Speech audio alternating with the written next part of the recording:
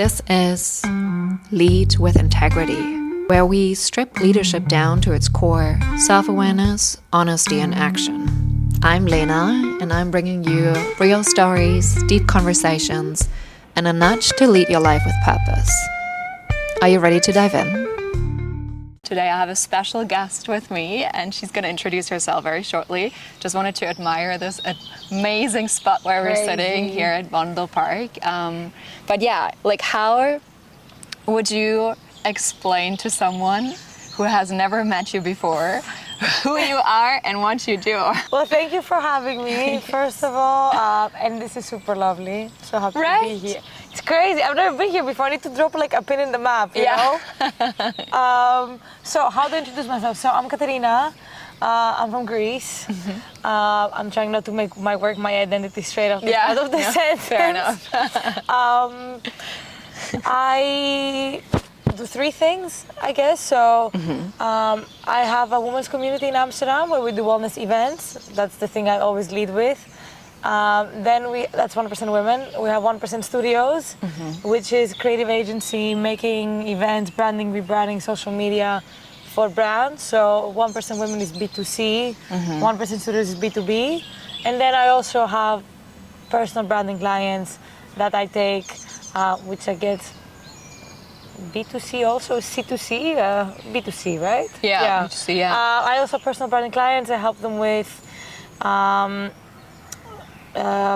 strategy, systems, visual identity, and events also. That's so cool. It's a wide palette of things that you're doing. It's three thingies. Yeah, thingies. How did you, that's like an idea now that we know like what you do and like where you're from, to not like make work as your identity. Exactly. I like that actually. But like you said, you're from Greece. Like, how come you're now in the Netherlands, in Amsterdam? I got a scholarship for an international school in middle school, I think. And then from there I did IB, and it was the international path. And then, I had to study abroad. I wanted to go to Cambridge or Oxford, but it was right after Brexit. So then the fees were incredible, like 5 times than what they were before. Can't imagine. So then I was like, okay, I'm not gonna do that. Let me look at work and find something law, and maybe law combined with something else, some other humanity in Europe. I found that course I really liked in Amsterdam. It was law and politics, psychology, and econ. I majored in law. And I was like, okay, but I did first look at Spain and Italy and France, and there was nothing good in English, like no good English courses. So it was like my fourth country option, but it's good. Everything happens for a reason. You accepted the fate. So I came and Okay, fair. Is it easy for you to integrate? It was easy for me to integrate because also I was in international course and I stayed at the student accommodation in my first year. So it was, and in this accommodation you can only stay for 1 year. So every time, every new semester is always new people. So it's always all new people and all of them want to make friends. And then also in my degree it was all expats. None of them had previous friends. So everyone was really friendly and really easy to make. So for the first year I mostly had uni friends, mostly expats. But now I'm making increasingly more Dutch friends, I think. About the culture bit, I don't feel like I had a hard time integrating. I feel like I'm loud and fun and like this, but I feel it's well received by Dutch people. Actually, I think that they like it, and it's something that they're missing maybe a little bit. So they find it refreshing. Of course, some people are gonna find you annoying, but that goes with anything, so it doesn't really matter. So I feel that was good enough. That was easy. There were some little things that I think I maybe adjusted towards Dutch culture, like earlier dinners for sure. The 5 p.m. dinners. The 5 p.m. dinners, the waking up earlier in the day, the working out. More than in Greece. It's not like such a big culture thing for us, for example, there. yeah, some things like that I integrated, but some things I also kept from my culture. Like I'm still warmer. Yeah. We're very hospitable. We're very generous. So I definitely kept some things, but I definitely took some bits of the Dutch people, I think. Yeah, that's probably also normal when you like go into a new country, that you kind of take some of the behaviors or like the cultural normal things that you then experience. Yeah. But so cool also that you said you have like every semester like a different group of people with you. Exactly. Which kind of teaches you already like also early on how to make new friends, how to create a community, to how to make new friends. And like that in turn also makes you feel you belong in that place, right? Yeah, exactly. Yeah. Would you say like this is also something that you still benefit from now, creating communities in Amsterdam?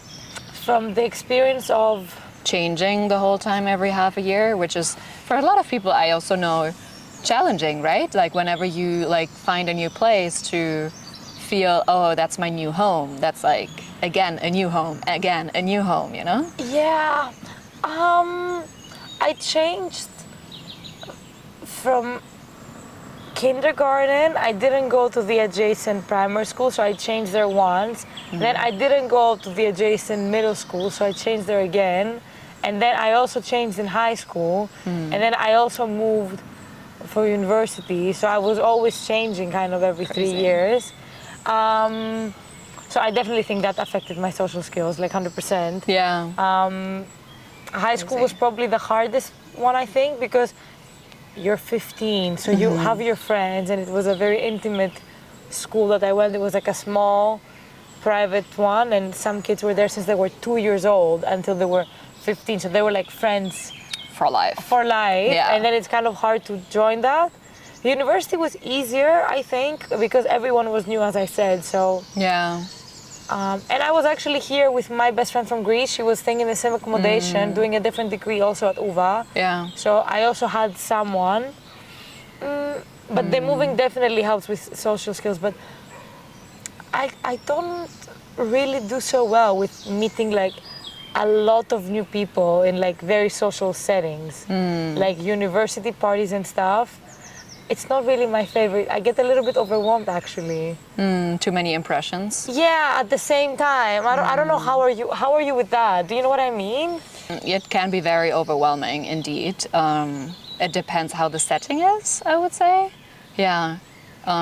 Because it depends how big the events are, then it can be like very stimulating from all kinds of areas. But yeah, do you think it changes depending on the context of the environment, like that it's maybe easier in small groups to connect than in like bigger ones? Yeah, right? 100%. Yeah. I also prefer like a seated down setting over like a standing. Like also at the event we were together the other day, I also get overwhelmed. There was like some people in the sauna, some people in the ice bath, and then you're also cold, and then you're hot, and then I also need to be like nice and introduce myself to new people. I was like, we were at an event, like a sauna ice bath event, with just for a little context. Like, please share. Yeah, weird like what did they do? Situation.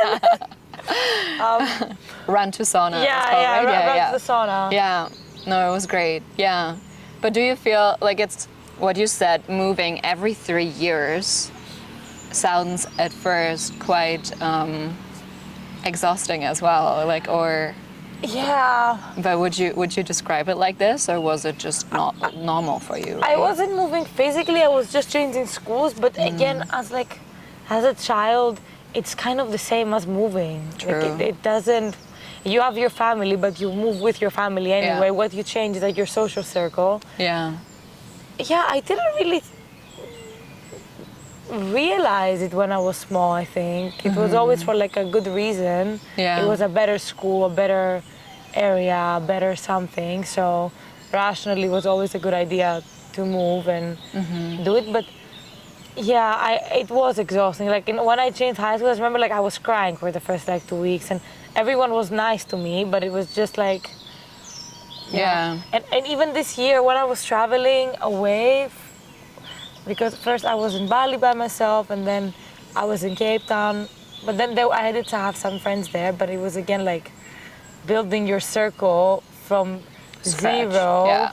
After the 6 months when I came back in the city and I was back with my friends, I was like, oh, Yeah. this is nice. I like it that I have it. Yeah, you know? it gives you a bit of a comfort, and like you don't have to be on the whole time to, like, your nervous system is also constantly checking, Yeah, right? Is exactly. it safe? Is it like comfortable? Is it like a person that I really trust and that I can let myself fall, be vulnerable with, what we just talked about, like on the way here. Yeah, exactly. What we need our girls for, right? Yeah. Like to be a more in-depth, also held by the circle around you. And also more like depth of conversation, I feel like. Yeah. I just get tired of like yappa. I don't know, I don't really... Yeah, like the small talk. Yeah, I don't really like it. Yeah. Like, I'm the person that in an event, I will find one person that I like and then we can just chat for like 1 hour. Yeah. Which is horrible networking skills. Yeah. But it's also great networking skills because then with that one person, you actually connected and Yeah. you actually have the comfort to do stuff together as well. So Yeah. What helps you to open up more, to go deeper with someone? like pattern interrupt, I think. Yeah. Like some different question or some same nationality is also same ethnicity actually. Sorry, is also fun when you're out of your country because then you're both Greek and then you have some mutual ground kind of automatically. But yeah, I think something different. Like ask me a different question or Yeah. I don't know. Like one that not everyone Yeah, asks. one that not like, what's your everyone favorite asks. food? Yeah, something. Yeah. But I think I also need to be in the mood. Like in my head, and maybe you're gonna relate this because I feel like you're also very busy. Like if I'm in a busy day and okay, that's why I don't no longer go to things or like do things I don't want to do because if I'm in a place and I don't really want to be there, I'm gonna be thinking about other things in my mind. Then I'm not gonna be present. Then people are gonna try to talk to me, but I have my mental wall up because I'm stressed and I'm like, oh yeah, I'm here, but I should be working on this client thing right now. Yeah, you're not present anymore. So then it's impossible to talk to then. Yeah. Was it easy for you to make that decision though, to say, okay, I only do things that I want to do, or like what helped you to do that as well? I think it was just like one too many times of me being like closed off in a social setting, and that's also really not my personality at all. I'm always like super present when I'm talking to someone. I don't know, also when we're together, I feel like you maybe got that impression from me, like 100%, my phone is not there if I don't need to show a picture. I even like read this study about if your phone is even on site when you're talking to someone, it decreases the quality of bonding you're having by like 50% or something. Insane. Crazy. I didn't know that. Yeah, so I'm always like tucking it in somewhere behind, and I really like talking to people, but I felt like in these occasions, I really didn't enjoy talking to people, and I was rude kind of accidentally. Like I wouldn't ask questions back, or I wouldn't be so invested, and I don't like to be like that. So I was like, yeah, no, if you don't have time, you'd rather better not. Yeah, no, I totally resonate with that. Sometimes it's just like you feel like you try to connect, but then it's more an exchange of information instead of just words, actually going deep, you know, like sitting with the other person next to what they are saying, instead of like, oh yeah, that's also what I know, and then they are saying like, oh, and that's what I know, and then you're feeling like, okay, well, great. Yeah. Yeah, no, I totally get that. I don't know how you experience it, but like I think especially as entrepreneurs, sometimes it can be such a challenge to balance it both, like to still have like this genuine connection with like your people, and at the same time also knowing, okay, this can also be a potential client, or that can be like someone who is maybe interested in also be buying my services, right? Yeah. How do you manage that to still be present with them in like their experiences without like directly thinking about like the transactional part behind it? Yeah, I think, yeah, that's such a good question. Or does it naturally always come up? Which is also totally normal, I guess. The thing is, with the range, oh my gosh, my foot is getting, I'm just gonna have to move it occasionally. For me, I feel like because I do like a different range of things, so Yeah. like it's so the things that I do, there's so many potential like co-working, collaborating opportunities in it. From the like meaning, someone that has any type of venue, we could do something there. Someone who does any like photography, video, there's something there. Someone who's successful and well-spoken could be a speaker, could give a workshop, could do anything. Yeah. Any wellness, fitness practitioner could do a class. Anyone that has a brand, I could do branding, rebranding, socials, events for them, or strategy. Then everyone who posts on socials, I could do personal branding for them, if not integrate them in the events in like any of the other ways that I mentioned. And especially with the little workshops that we have in the events, literally everyone has a skill or like a USP, like a unique selling point that they could do in the event. So for me, pretty much anyone I have in front of me, that's a woman ideally, I could kind of do something with. Yeah. So I cannot really switch that off, but I'm also not, oh my God, this is You want to stretch it? Let me like do a little like situation. Ooh, this is so funny. I don't get this so often anymore. I'm like a child. Okay, let me do a little situation. Just shake the foot Yeah, up. just like I need to like, and this is like kind of giving frog vibes as well, like my shoes. So I feel at home. Sorry, let me. I'm just giving you train of thought right now, by the way. Yeah, please do. Yeah, so how do I deal with that? But for me, that's just kind of the state of the world. Like, Yeah, maybe. It's just kind of factually that with any woman that I meet, I could do something with them. That is an axiom. Yeah. For me, that's my starting point, to be honest. I mean, of course, there's people, but this is also a range of people that you can do it with. Like some people can be more valuable or more handy or better fit than others, because also we don't really have university students as like our audience for the stuff that we do. We don't really get them as attendants. They're not really my target client for personal branding. They don't have the budget for it. So for example, if I'm talking to a university student, probably they could give a little workshop for us in one of the events, but probably we wouldn't go for them. So everyone could, I could work with everyone, but it's a matter of like choosing and who's a better match. I don't really see it as a transactional thing. It's always a win-win for both of the cases, for both parties.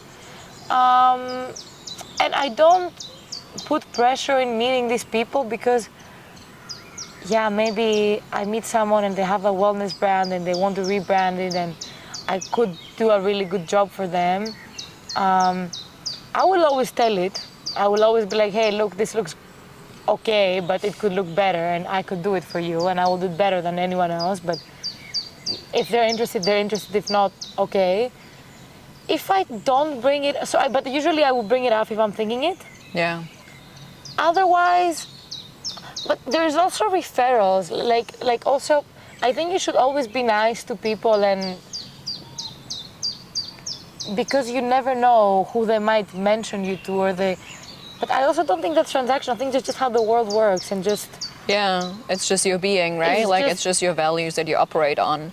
Like, be kind. And be kind. It comes around to you. And as long as you're still being yourself, like I'm still gonna be myself around these people, and I think I'm nice, and then maybe they become my client, maybe they don't, maybe they say something nice about me and that person becomes my client, or maybe they invite me to a podcast, like you never know how these things go. So. Yeah. But I still don't see it as transactional. No. Like, I also wonder, while you were talking about it, like maybe it doesn't need to be separated either, like maybe it's allowed to be there because it's just anyway so fluid. There's no like boundary of, okay, this is only a business connection and this is only like a private and like friendship connection, And for me, most of my, like a lot of my work connections, I don't really separate it so much. Like, at the event, I was there with my client and I like her. Yeah. events I do with my best friend. We do like 2 events a month. And I like it that way. I think that's a really nice thing about not being corporate. Yeah. The fact that you can still do stuff with friends and also make money. Yeah. So it is kind of like a risky situation. I get that, but I like that. I love working with friends. It's just so much more refreshing. You're so much more fun.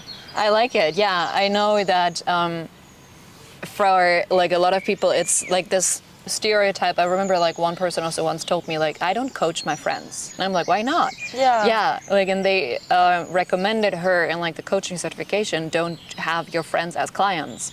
And like, I guess it comes with, in my opinion, it's more about like how clear can you be of like, okay, this is us now being as friends, and like this is us now collaborating on a project, or this is us now exchanging services, you know? Of course, it has to be like somewhere also a bit of a balance, especially because I know sometimes maybe people take advantage of it when they think, oh, she's my friend now, you know? Like, so everything I can get from her is for free, and like then it's, of course, you, depending on how the connection is between you and that person and how much you feel like you want to give without feeling like anything in return, that's like what you feel, right? What you trust yourself with. Yeah, but that's why I think that if you work for yourself, or like just entrepreneurs, this can only work if they're working with entrepreneurs, because then you have something that you can fill in the other person's cup, and they have something they can fill in your cup, and it just keeps the relationship dynamic fair. Yeah. Because if you're just coaching someone and they're not giving you something back, I don't know if that's but this is in every human relationship. Yeah. Like, it's like having a friend. You always ask her like, how are you? How have you been? She always has problem with your boyfriend, cries to you, but then you never have the space to talk about yourself. Then it becomes a one-way street, and I think that's bad in anything. Yeah. In every relationship. How do you handle it though? Like, do you address it? Like, even like in this example that you now share, like when you feel there is a person who's only one-sided, where you feel, oh, I don't even have that much space for sharing, or do you ever had that? I don't really have that in my life, but I'm also very easy. Like, for me, if I have something and I want to tell you, like, I'm gonna be like, oh my God, Lena, listen to what happened to me yesterday. Like, I'm just gonna tell it. I'm not because you know, some people, you need to ask them the question. Yeah. Otherwise, they're not gonna say. Yeah. I'm not like that. No. But I don't have people in my life like this. All of my relationships, I think, is very balanced. Yeah. And I'm actually always trying to be mindful that I'm not the person who's not asking them questions. Yeah. Because I'm used to. Because when you put yourself in other people's shoes, you still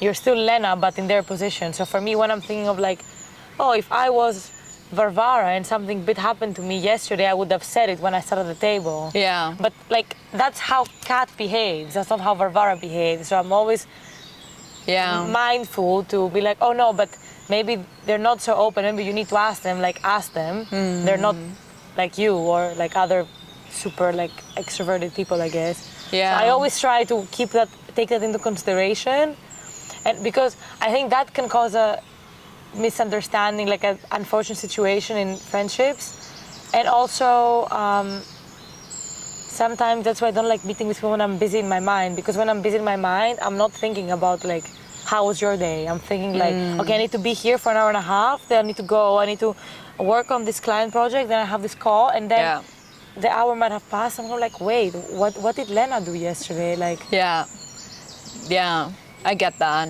Do you take that then into consideration when you plan your agenda? Because I know you're very big in planning as well. I always try, but I always planning things in advance also gives me peace of mind, because I can organize the rest of the things of the day. Mm-hmm. No, I think it's admirable. Yeah. If it's like a last minute thing, that's when it becomes a little bit hard. It's like, oh, but right now we're supposed to be editing a reel, and I am in fact getting a drink, but I'm gonna have to edit the reel when I get home.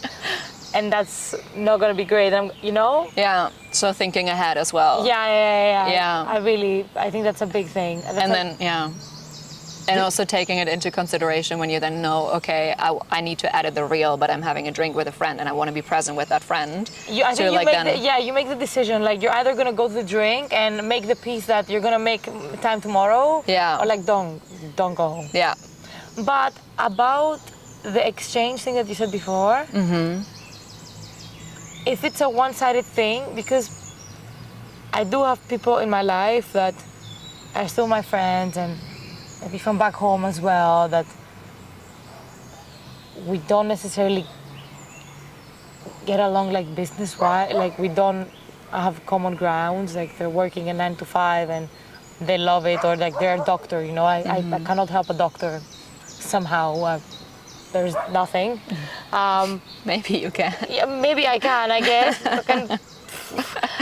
But to some people, you know, it's just kind of like irrelevant, mine and them, or if I am relevant to them, but they're not in any way relevant to me to work, I would still try to help them, but I'm not gonna be going on for like days and days. I feel like maybe you have a friend and you can coach her a little bit, but you're not gonna give her the whole shebang because you know she cannot give anything back in return. So then it's just gonna feel like work in a way, you know?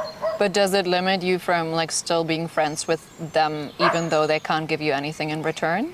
No, I'm still fully friends with them. But for example, like I'm not gonna sit and do like a full personal branding, like 8 weeks thing that I do. Whereas if someone that I know and they're my friend and we can also work on a different project together maybe, then it's a legitimate transaction of services as well, that they would pay X and I would pay Y, but now we can give each other the full experience for free, but then it still feels fair. Yeah. Do you then set it up beforehand, talk about it, or do you just know, trust that it just kind of flows? Yeah.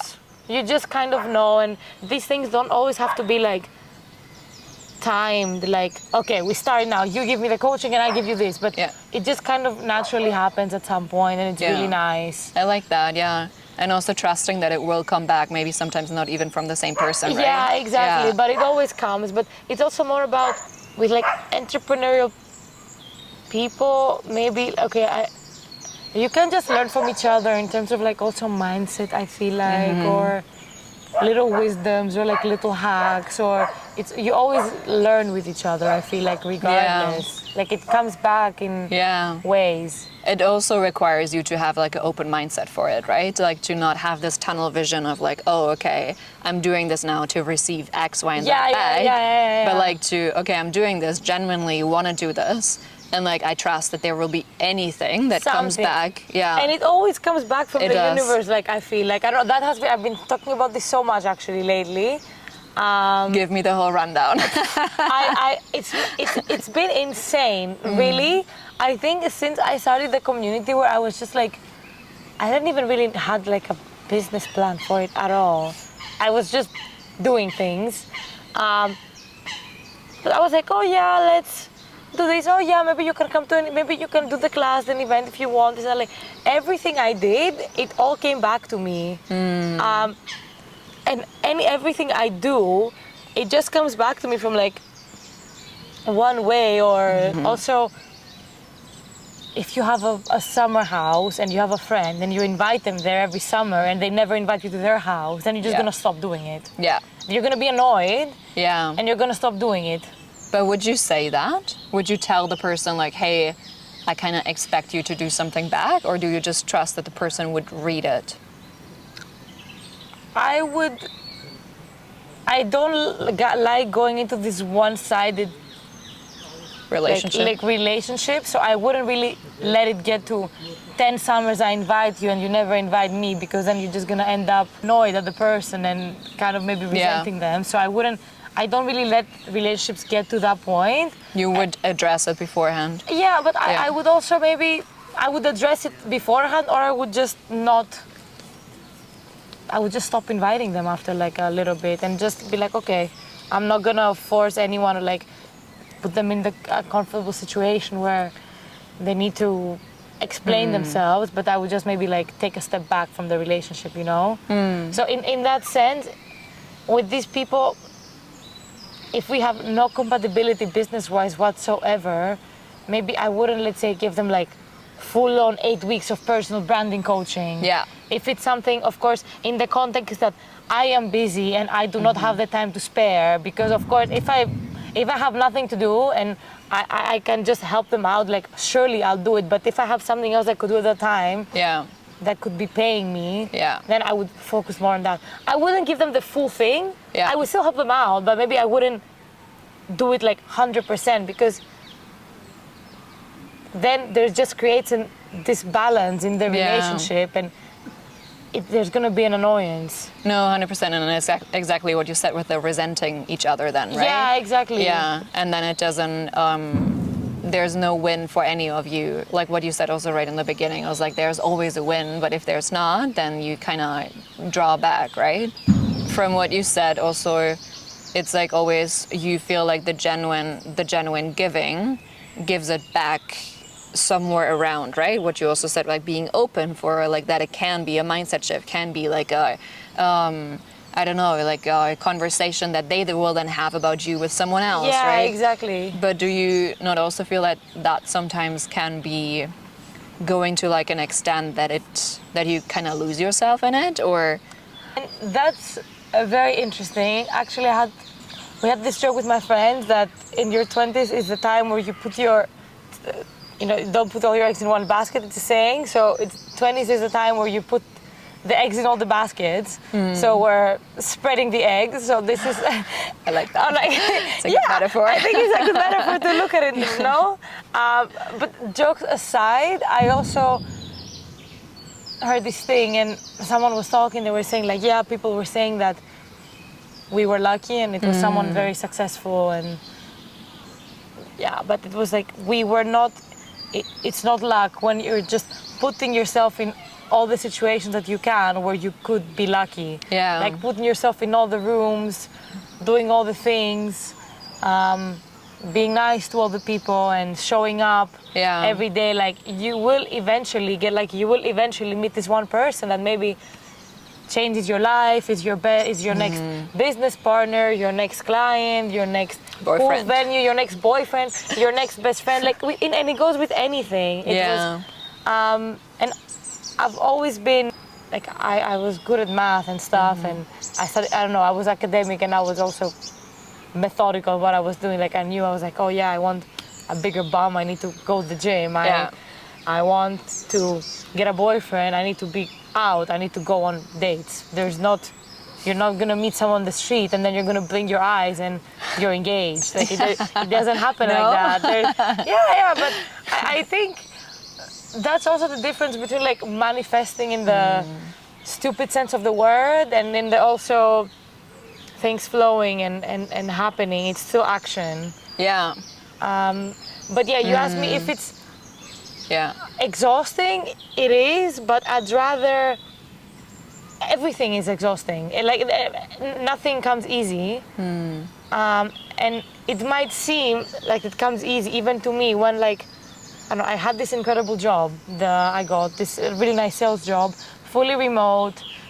It was a perfect remote side gig, and I got it from someone that I met in Bali, a friend of mine. We were also living in the same house at the time, but I did travel by myself to go to Bali, not knowing. I was like, I just think there's going to be nice opportunities for me there. And then I did meet hundreds of people. I was nice to all of them. I made so many nice friendships. Yeah. This was just one of my housemates. I had no clue he would have this job opening 3 months later after I left Bali. Yeah. And then it appeared. And I was like, oh my God, I'm the luckiest girl in the world. This is incredible. But it was kind of manufactured luck as well, because there was a lot of actions of me going there, going to parties, going to places, being social, making friendships, which it's me though. It's still, I like doing these things. I genuinely he was genuinely my friend, you know. I had no clue this was coming. He was in a completely different industry than me. I was nothing whatsoever, just was a cool, smart guy. That I liked. I think what you also say now, or what comes through, is like that you only do the things that you feel like you also genuinely enjoy. Yeah, exactly. Like what you also said about you know, understanding when it's transactional or when it's genuine connection, and when it's more like someone just wants to talk about business the whole time and you don't understand, is that also a human being behind it? Like what you say is like, okay, I genuinely just like experience, but you still have an intention, right? You still know what you want. You still know what you like and what you don't like, and then you go only into these things that align to that. Yeah, and then I just know what I want from like my life in general. Yeah. I think that's a nice way to put it. I don't look for what I want from people. Yeah. I never think like that. Yeah. I just know I want to travel the world, work remotely. I like doing personal branding. I find it cool. I like doing branding for brands. Yeah. I think it's super nice and creative, and I'm good at it. I like doing the community stuff. Like, I know I want these things. Yeah. And then other things just show. Yeah. Yeah, it's like you have the bigger vision, you know what you want like out of like your life, and then you trust that it will come through your network in some ways. But it doesn't have to be forced through only this one person or this one channel. But also you also need to give back, right? Like for me, you told me you need someone for content. I was like, okay, let me show you this person. I'm gonna talk nicely about that person, which I'm not getting shit out of that, right? It doesn't matter, but I like the girl, I like you, I think it would be a good match. So I think this is also just like giving to the universe, and then I would hope people speak nicely for me 100%. As well, you know? And it's really beautiful once you get into that, because it really flows and it feels great, but there's definitely an active part of you to also refer other people, and for you to go and meet the people, and for you to go to that event that's at 9 and maybe you don't necessarily feel like it that morning, but if you don't go, you're going to be a little bit of a dick, so don't cancel. It's like, it also means though that you know yourself, like that you kind of know what your gut is saying yes and no to. Like, I think that this flow can actually happen, is like that you need to be also a bit in touch with yourself to not overbend yourself into experiences that you know are actually not for you. What you said with like, you're not present with someone when you're like constantly like stressed about other things, you know, like to know yourself in that way helps you to have this flow. And I think you also need to clear out the noise from your life. Like, the things that I do are either friends or work with friends. I don't do meaningless, like, stupid activities. Oh, hello. No. We got an extra guest. Cutie. To get in the shot. Yeah, it's perfect. Performing. Yeah, literally. I trained him. He's an actor, right? You little buddy. What face you have here. Yeah, right? Good set. Thank you. Enjoy. Thanks. Do I sound crazy to you? Do you also think like this? Is this interesting? 100%. Yeah, like I do believe in that as well, and I think it's especially what I also said, and like what I now heard, what you're also operating on is really like first having that also understanding of what you want, and like understanding yourself to be able to understand, okay, is that someone who resonates with that, or is that someone who doesn't, right? And I do 100% operate like this as well. I don't vibe with people where I feel, oh, it's super transactional, it's super superficial, like they only want my money, they don't want to actually understand how I am, like don't even want to understand me as a person, draws me further away from that person instead of actually feeling a connection. And I do think as well that it doesn't need to be separated with, okay, this is only a work friend or this is only like a private friend, because it's super blurry. I also go naked with my clients into a hot tub or whatever, you know? And like other people think, oh, that's not professional. And like, I think that's a trap that entrepreneurs, especially in the coaching industry, I don't know if it's also with community or branding or marketing, I do think it's very similar as well, like to put yourself in such a box that you think you have to be in only to look professional, but it draws you further and further away from actually being professional. You know, like for me, someone is more professional if they're really in tune with themselves, if they're like lead with integrity, duh. Yeah.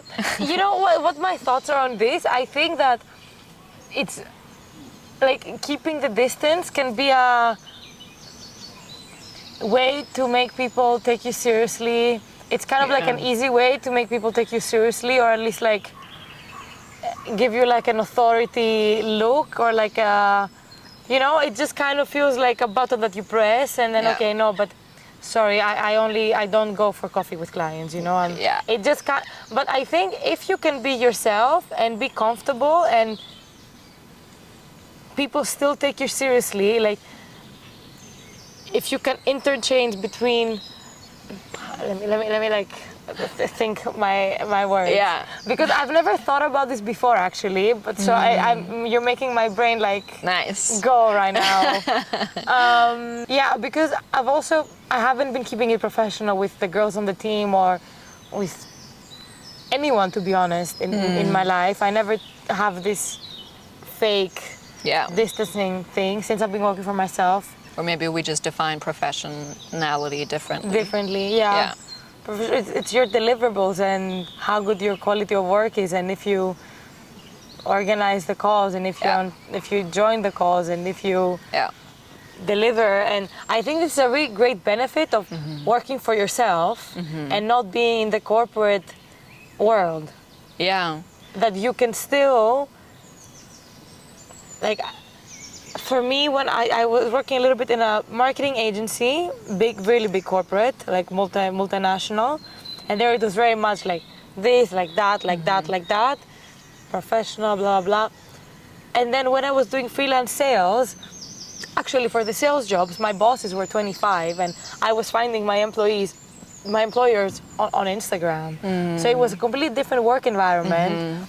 So I feel like, especially when you're having different, I think it's a generational thing as well, for sure. If you're having younger clients or younger bosses, I guess, if you're someone's employee, they hire you for a project, it's different what people value. I think younger people also value this dynamicness, how you're witty, you don't need to dress up, you don't need to keep the distance. People actually respect if you can still be a fun, normal human, and you can also have really good deliverables and insights. And I also see it with my friends, because of course I help my friends out with things and I give them their opinion, and I like that I can sit with like my partner, we're just having breakfast and he's telling me about his like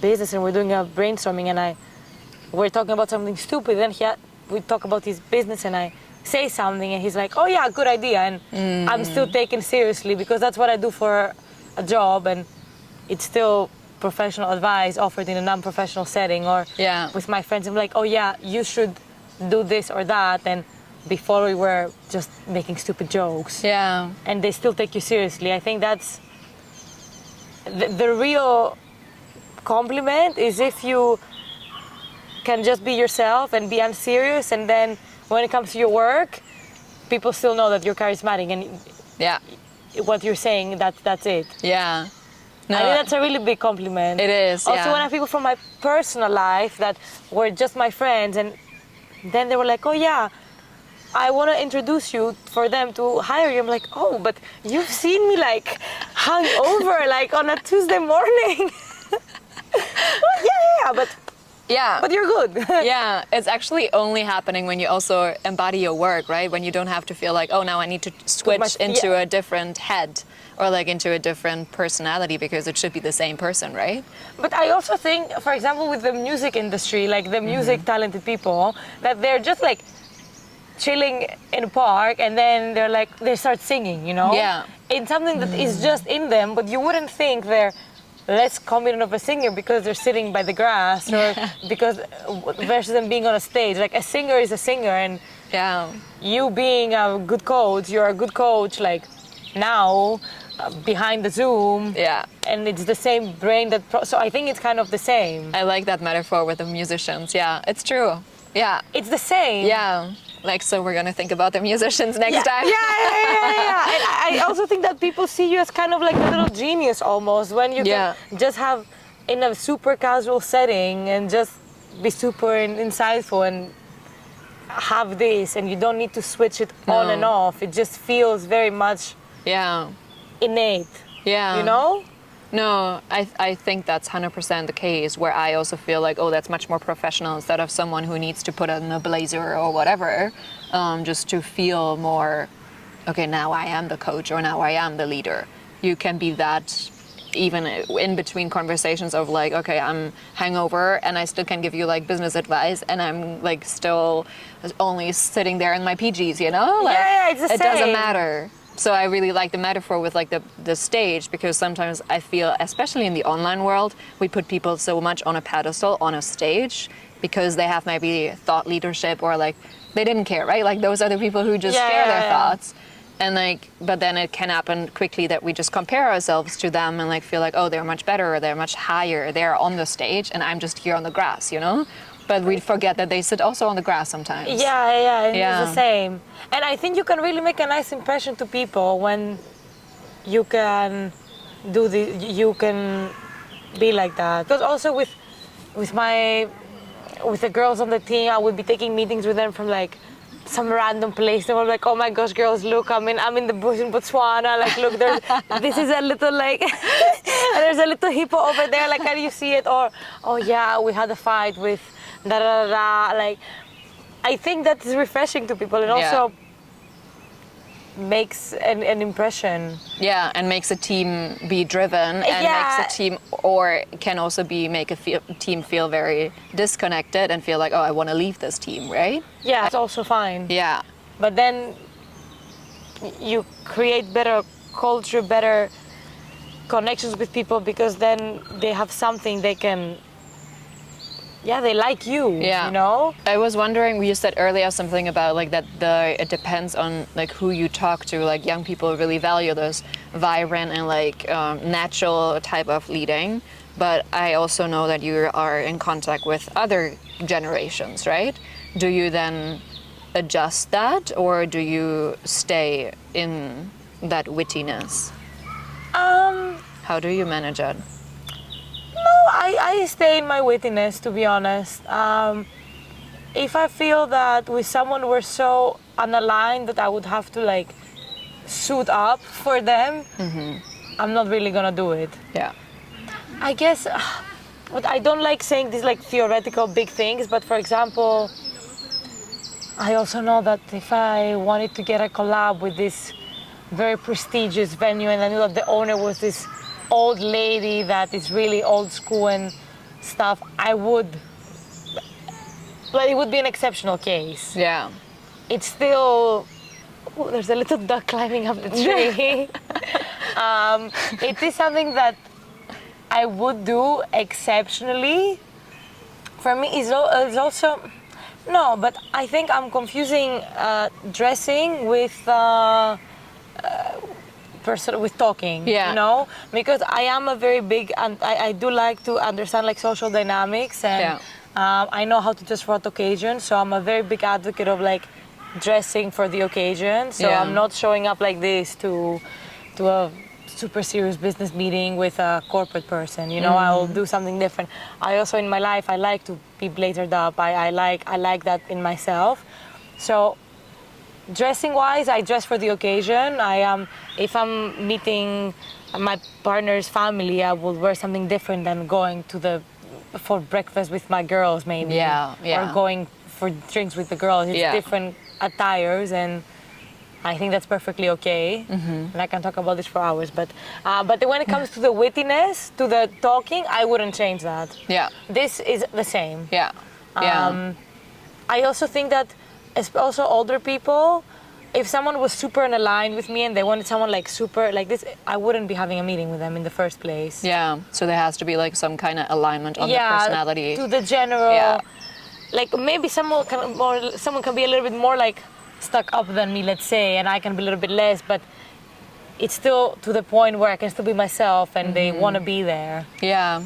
If it's super unaligned, I think we wouldn't be having the meeting. Yeah. I haven't had an occasion like that, to be honest. No. But I'm not good at changing myself. Also, if I'm annoyed at someone, I cannot hide it. You can see it in my face. No, it's like, especially I think it's more about what you said, reading the room and like reading the space and reading like how the other person is operating, right? If they value a bit more of a serious conversation. Exactly, then I'll have it. Yeah. But still in my way and in my... Yeah, no, exactly. And also what you said about the dressing, it's always like, okay, you dress for the occasion, but you also feel good, like you're still yourself in that dress, right? Yeah, exactly. Which can be different for some people who feel like, oh, I don't feel my professional self, so let me just put on that blazer, and then out of a sudden I might look like it, but I don't feel it inside. Then it's a different thing. Disaligned or unaligned. Misaligned, so. Yeah. Within yourself and like with the clothes that you wear, but like what you said, like, okay, yeah, I feel like I want to dress up differently to like the dinner with my friends compared to when I go with my boyfriend to their parents. Like, of course, yeah, but you still feel it first and then you dress up. Yeah, exactly. So then it's still aligned. But I also think the wittiness and the fun like way of doing this, I think it's also becoming more and more appreciated by older people. Yeah. Looking at Gen Z or Gen Alpha are babies, but because, and I also have this with personal branding clients. So like, they like how we just do things, Yeah. So it is an attribute that I feel.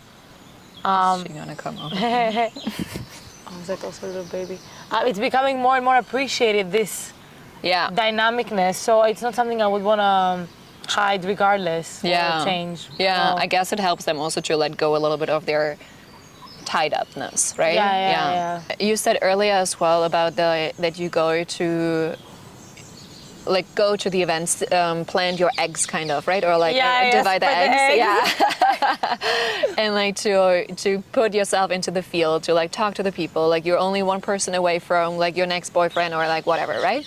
But do you feel there's also a limit to it? Because I know I also worked with clients who were also in that same mentality, but they went to all of the stuff where I felt like maybe this wasn't necessarily super aligned to where you want to go, but just like with the thought of, oh, I need to put myself out there, I need to go to everything, could probably also lead you into a burnout, no? But how do you manage it yourself in that sense? Good question. So I think I've been a little bit extreme with this spreading of the eggs or taking the right steps for like we go to point A to point B, you need to do X, Y, Z.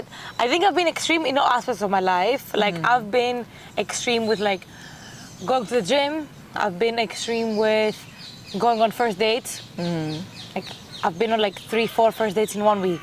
Like I had like a rampage, man. It was just first dates. I felt like a psychopath after a certain point. I was giving the same little pitch to everyone. I was making the same jokes. I'm like, wait. And then I was feeling exhausted. I was like, I don't want to go to this. My friends were like, come on, like, don't complain. Like it's gonna be nice. It's gonna be nice. I was like, like I've been extreme with all of the social thingies. I've been extreme with all of them, and I think just the answer is to be selective. Like, so for example, you have this. Okay, be selective is one thing, I think, for sure. So yeah, you have this. You select what events and what place you go to. Of course, if there's like a fashion creatives networking thing, like it's probably not going to be the place for me. Like it could. But I'm gonna choose something else over it, So it is a selection process with possibilities, I guess, kind of like think of it in that sense. Also, for example, I have this other thing I want to go. It's like a social thing, a wellness social event, invited, nice. It's from my friend. We also do business together. There's gonna be people there. But I also want to talk to brands, I want to meet people. So it's kind of like a fun and also a work thing, but I know it's like 6:45, for example, start time. I know I have 1 hour there before I start getting tired. Yeah. It's also at the end of the work day, so I'm going to be tired already. So for example, I go there, I give myself 1 hour, and then I go to dinner with my partner, for example. Yeah. So I'm not going to stay there and do it the whole day. I think is also nice for me when you do these things of putting like these social things maybe that can be overwhelming, to still see it as working hours. Yeah. Don't see that as your break, because it's not. Like again, it seems like you know yourself from past events that you would be tired at this time of the day. So you take that into consideration when you think, oh, there is an event that I could go to, could maybe be like something. Like to then, know based on what you've experienced in the past, okay, to be more selective and to then know what to select, right? Exactly. Yeah.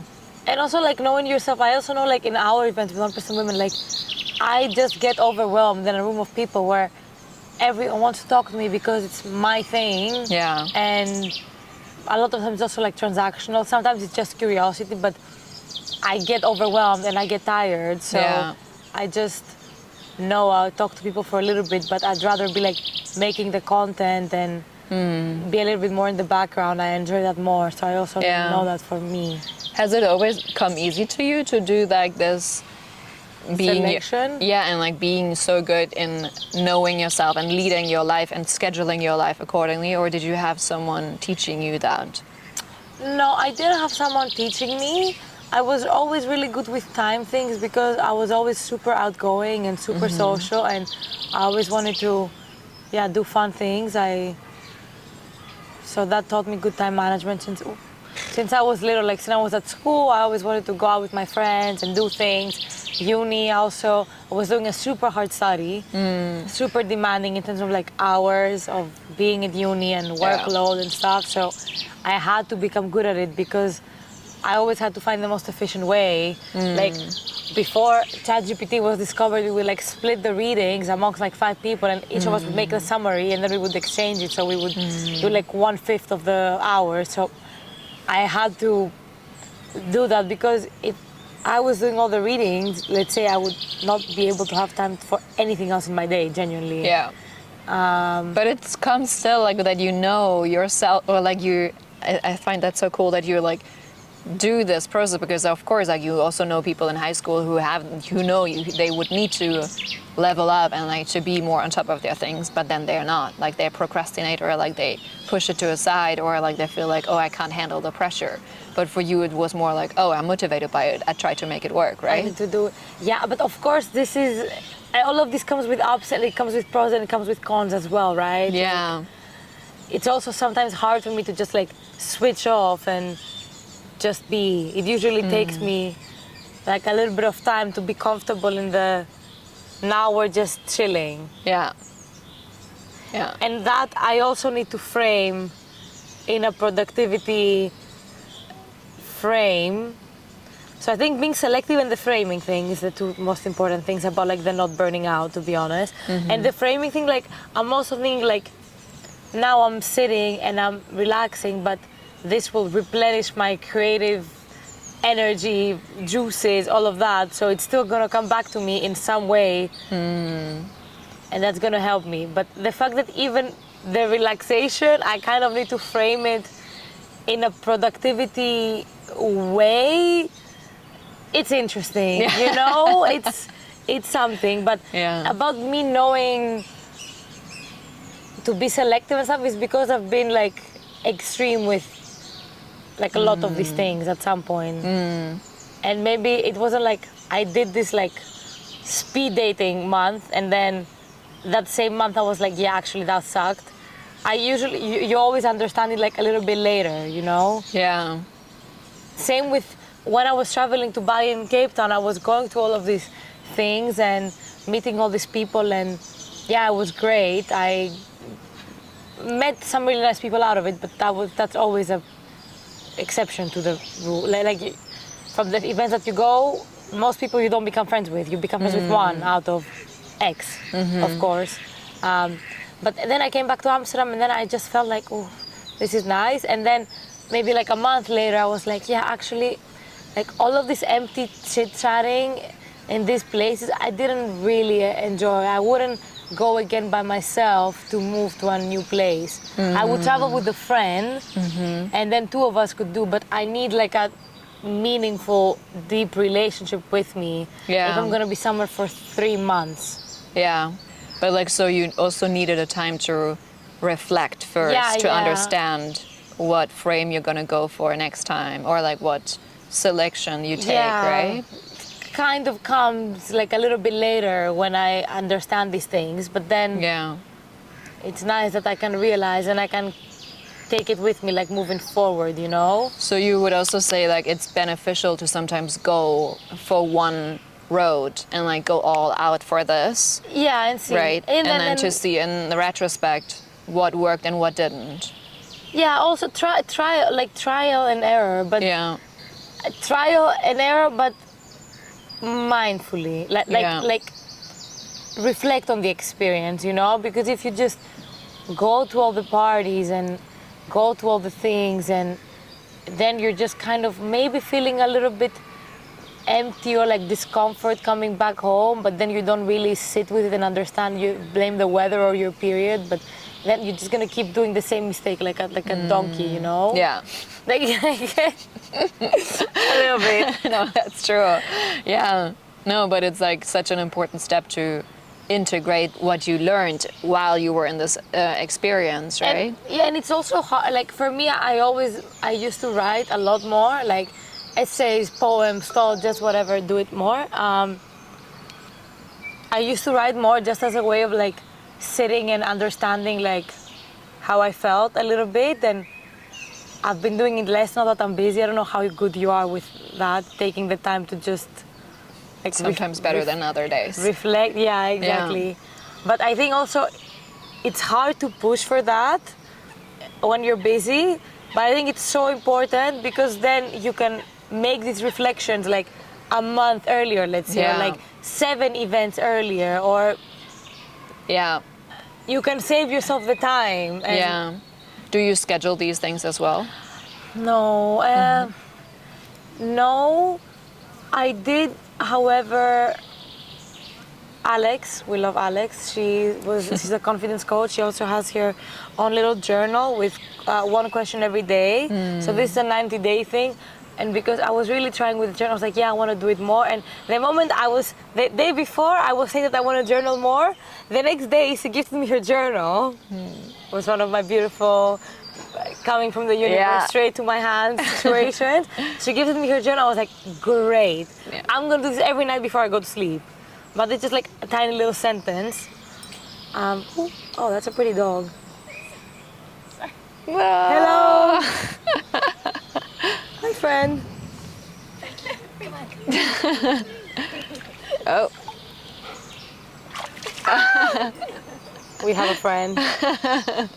With my creative stuff, like my writing and stuff, I try not to schedule it because then it takes the creativity away a little bit, but maybe I'm gonna reconsider that.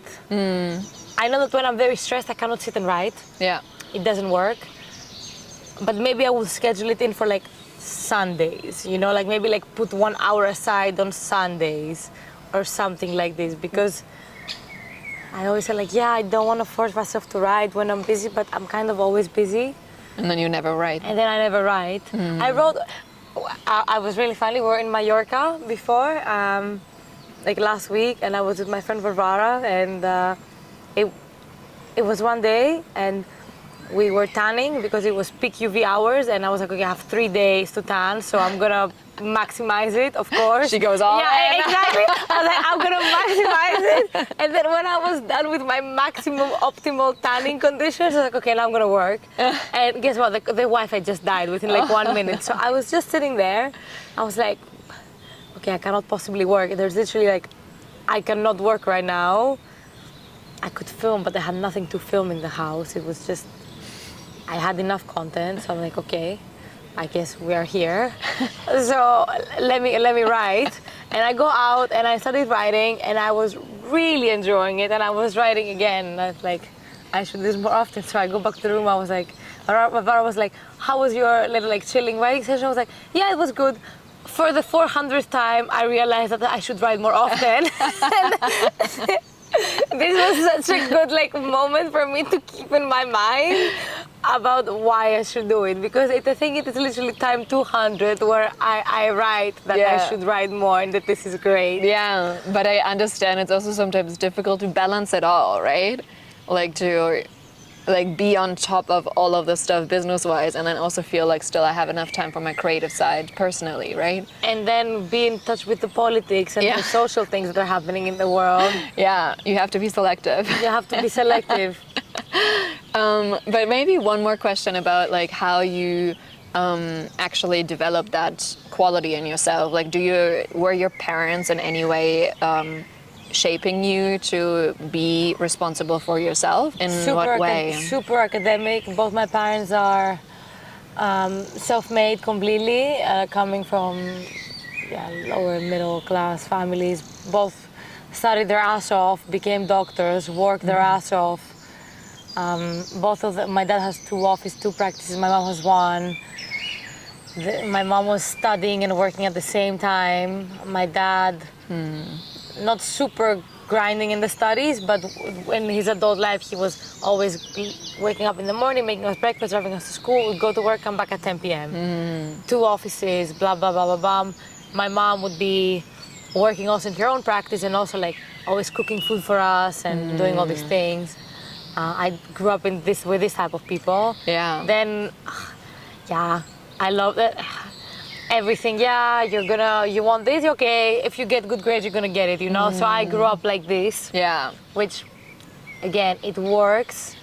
It also has its problems as well. Yeah. In capitalist free market, it kind of, these traits work well. Yeah. Professionally, at least. If I would take a nap, like, okay, why are you napping? Like, napping is for why you're not tired. I'm like, let me just nap. I'm 14. Like, like I have no places to be. Like, let me just. So they were very much like that. Which again, also, they were also very efficient people. Like, if I was coming back from, and I was at the airport and it was like peak hour, super busy street. I have a straight metro line to my house, mind you. And they were like, okay, take the metro, it's faster. Or like, we're tired, we're after work, we'll pay for your Uber. Yeah. So they're also a little bit efficiency oriented. Yeah. We were not really big on the symbolic stupid gifts or symbolic gestures and stuff. It's more like, okay, you need English lessons, we're gonna get you the best teacher, you know? Yeah. We're not gonna spare on these things. Your food, you're gonna get the best food, but you're not gonna get a stupid like 2-meter teddy bear. Like, why? You know? So sad. Yeah, I never even asked for that, but I also never really longed for these things. Of course, yeah, because it's normal for you to grow up this way, then you also don't feel like the need for it. Exactly. Yeah. And it's pretty liberating also, I think. Like, okay, of course, I would have liked to have my naps in peace, and I would have liked a perfect situation where it was the perfect amount of like productivity and softness and discipline. But for example, I also never got grounded. I never got really strict rules as well. Yeah. It was a nice environment. I was free, but not very pampered maybe in the sense of pampering. I was very like best school, education, food. Yeah. They were always there for me, always super stable house, no arguments, no anything bad at all, super clear, no money problems, everything great, but they were like this. Yeah. But it's also very nice now, I realize this, because in Greece there is a culture of like also buying a lot of things and being flashy. It's kind of like the ex-Soviet countries. It's a little bit more like that, whereas in the Netherlands or in Germany, it's not like that at all. People don't care. You're gonna make fun of you if you're wearing all of this flashy stuff. My parents were more simple, but I find it also very nice now that I don't long for these unnecessary like things. Yeah. Because I can have more money to travel. I don't have a wish list of things I want for Christmas. I have not asked anything for Christmas for the last multiple years. I just asked them for money because I will need money at some point for something. Yeah. I asked them for my computer. Yeah. But the old one was still working, but I had it for 6 years, but it was so heavy and old. They were like, for the love of God, like, we'll get you another laptop, like, you're getting back problems. Like, I was like, yeah, actually it sucks walking around the city with this shit on my bag. Yeah, it's horrible. literally walking. Yeah, it literally sucks. Yeah. So I was like, okay, fine, but the old one still works, so like, so it's nice. Yeah. But also, I think when you grew up, because I feel like I'm going on a tangent. When you grew up in such like a efficiency, like pragmatic type of household, in your personal relationships, you need to be mindful that not everyone is like that. And some people will get upset if you don't, like some people expect you to pick them up from the airport. Yeah. Some people expect you to bring them flowers on their on their middle school graduation. You know, some people are raised differently. Mm-hmm. So I feel like I've definitely come off as insensitive to people in my life because I lack this. Now I'm more aware of it because I've also experienced when my friend got me flowers for my graduation, I had met her like briefly, like maybe a little bit better than I know you, but then I saw her, she was like, hey, I need to bring you something. She bring me flowers. I was like, wow. This is so nice. Mm-hmm. I didn't expect it at all from her, you know? No. But I was like, wow, this is great. And I started also doing a little bit more of these things, but I had to kind of like install that in me, you know? But there's definitely a colder, like there is a negative side of it as well to super pragmatic, I was never doing the little things for the partners, like getting him something little from the supermarket on my way. Teddy bear. Yeah, exactly. Like getting like a little like stupid chocolate or something. Like my mom never surprised me with stupid little gifts for no reason, you know? It was, you know? Yeah, so it has its pros and cons. So this also is part of my personality. Yeah. I mean, I get what you say. Like also the foundation in itself has like the pragmatic and like efficiency and like, okay, we organize ourselves for like going fastest to like the most efficient way, which I guess is really beneficial also for your work and like for being on top of all the things that you do with all the little thingies that are not so little. But like on the other hand, I think it's also beautiful what you say with being mindful of the gaps that you want to fill in and like to learn throughout things that you want to add to it, right? It's always easier. And like also to be accepting of yourself that, okay, this is just my default and this is how I grew up and that's a good thing. It can be beneficial for me instead of judging it for not being good enough or like not taking care of like the little chocolates or whatever, right? Like I think that's also a part of how we can actually add more things only by accepting that the things that we already bring are good, you know, like instead of bad things, and that you can actually benefit from them. And you can go into like a spiral of like blaming your family for not giving you like the perfect like balanced like upbringing, but also I don't know if that exists. Yeah. To be honest. It's just a movie, right, that we relate to maybe. Yeah. Yeah. It's just you can play around with it, but it's this is sore. Oh, this is completely sore. Oh, you look so good with no shoes though. It's giving summer. Which shoes? You have no shoes on. Oh no, yeah, no. You look super chilling. I'm very grounded. But how do you relate to this? How were you raised? Because it's always interesting to ask like another woman that's also in business and stuff. Yeah, both of my parents are entrepreneurs actually. Okay. So I saw the good and the bad sides of it as well, like to especially raise kids next to your own businesses, because I think like our businesses are kind of our own babies as well. Mm-hmm. So my brother and I, we always felt like there was also another kid in the room, because also they both have their own individual businesses, so it was not like them together. Oh. And they as a couple also had their difficulties in managing it all. So we also as kids had to become independent very young because our parents were not always home cooking us food or whatever, you know? Sometimes I saw like my friends, their moms were at home when they come back from school, you know, and they had food on the table and I had to make it myself. And I was like, that's unfair, right? But then also what you said, like you can either go the way of blaming your past the whole time for it, or also see the good side of, okay, well, I didn't have it, but I learned very early how to take care of myself in that sense, right? And sometimes it sucks in the moment. Yeah, but you see the good things in the long run, right? Yeah. Because my friends, my dad is picking me up. I'm like, my dad is not waking up after midnight to pick me up, like whatsoever. Like I'm old enough to get a taxi and we have money. So, literally. Like, he's not waking up. Yeah, but it's like the good and like you see everyone has their own way of showing you love and appreciation. Yeah, exactly. And some ways it doesn't necessarily say that it's better or worse. It's just different, right? And I do think that it helps you build your confidence though a lot. I feel that, oh my God. Oh my God. Guys, my foot keeps going numb.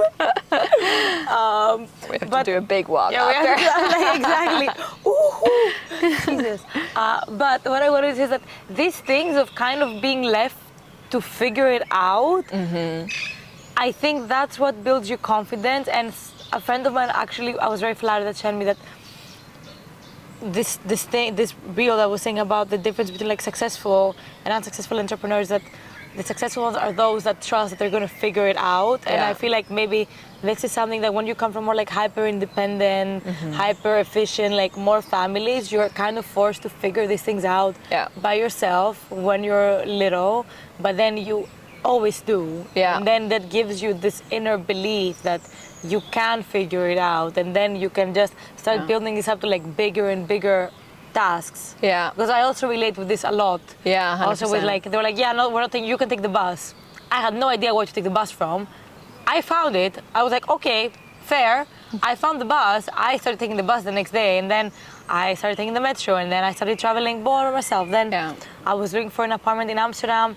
They were like, I was like, yeah, but are you gonna help me? They were like, no, we have a house. I'm like, all right. Like, I have 3 months to find the place. Otherwise, I'm literally on the street. But good, great. But I found the house, and then when I wanted to go and move to Bali, I just looked for my own house, and I found the house again, and then that goes. And I think a lot of people lack that in the world. Maybe. But I think it's a nice characteristic to see also with you. Like I saw you have, I was like, how are we doing it outside? And we're just doing it outside. You have like the portable studio and we're just filming it outside. But I really like to, it's a nice trait to spot and to have. And maybe also with your clients, maybe some of them, it's something they need to build up, you know? But I think especially everything that we also said today already, like knowing that there is always a network around you, or like there's always people that you can relate to, or like that you're never really alone, or even if you're alone, like you can ask people if you don't figure it out where the bus is. Like there will be someone walking by that you can ask, you know, like to also have that trust into yourself and trust into other people. Or you ask Claude now if it's for work. Or Claude, there are like so many tools nowadays. So I think that's a beautiful closing maybe as well, just as the reminder for everyone to trust that you can handle it and that you can figure it out. 100%.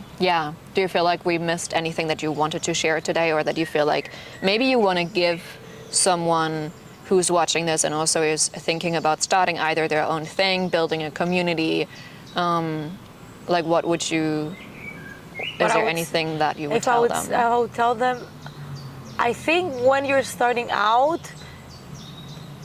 your network is a very important thing, because you can figure out a lot of things by yourself, but you need other people. You need help. You're not going to be able to do everything. You can learn a lot of it as you go, but at the get-go, you just don't have all these skills. My friend did my branding. My other friend was helping me with contacting brands. Now these are all things that I do by myself, but at the start you just do not have a full entrepreneur skill set, and that's just it. So it's nice, have one thing you can do, and then ask the people around you for help, offer the thing that you have. It can be like exchange your little waffle for someone else's cookie, and then just go like this when you... So at the start, ask for help. I would say at the start, people around you are very important. I would say people want to help you more than you think. They're flattered when you ask them. Yeah. And people are nice. Yeah. I like to live in a world where I see the world like that. Yeah. I would say when I was starting my own thing, my friend told me, you're gonna have to put your head down and work. And it sounded very scary, but it's very true. You're gonna have to put it down and work. But if it's something that you like, the hours are gonna be flying. Yeah. I would say learn how to use AI. It's gonna help you with a lot of things. Yeah. As you do, basic, like making a project for each thing, like having instructions, like very simple stuff. And don't plan it too much in advance, maybe. Yeah. Know that you like doing this, I don't know, with 1% women else then have like a plan, and then other things kind of unravel as you go. You're gonna see what you're good at, what opportunities come to your path. So you don't need to have a perfect business plan. Yeah. I had no plan when I was going to Bali. I was like, I'm just gonna go there for opportunities, and some things came up. With 1%, I had no clue. Then brands started asking me to make events, and then it also came naturally. You don't need to plan it perfectly, but because I think with studying in university, bachelor's, master's, second master's, internship, job, then it's more linear. But with these things, I don't think it doesn't have to be. Yeah. And maybe have a little bit of a side source of income, so you can cover your bills or part of them at first, so you don't put too much pressure on your baby. So then you can still act from a place of alignment and have some creativity instead of just stressing too much about the fastest way to make money and the fastest time. Yeah. I think this would be my little brain fart of of advice. No, very, very true, very helpful, especially when you're in the start of it all. Yeah, thank you so much. Where can people find you? Like, what's the next thing? Like, what are your Instagram or email or? My Instagram is Katharina Tsenekou. This is my personal Instagram. Then we have 1% Women. That's the women's community. So we make events there. We have a membership structure, and then we have also 1% Studios, which is the B2B agency where we do branding, rebranding, social media, events for brands, PR, UGC, etc. And all of these Instagrams are kind of like related to each other as well. Yeah. I think they can find them also the bio. Easiest is Instagram. Yeah. Cool. And that's it. I'm in Amsterdam mostly. I go around, but I do everything from remotely as well. And personal branding. My clients are mostly female wellness creators. So health coach, yoga teachers, also the brands that we specialize in are wellness brands, but we can help anyone. Yeah. And also I can do personal branding for anyone, but if you're a wellness creator, then I can also integrate you in 1% Women events and stuff, so it's more of like a physical bit to it. And yeah, that's it. But as I told you, we work with anyone, so can be photographer, person who wants to give a workshop. If you have, I always tell people, have any idea about something they want to do together, they can just reach out and we can feel it out. Yeah. Lovely. Thank you so much for being here, for taking the time. It was so nice. Thank you so much. High five. I love.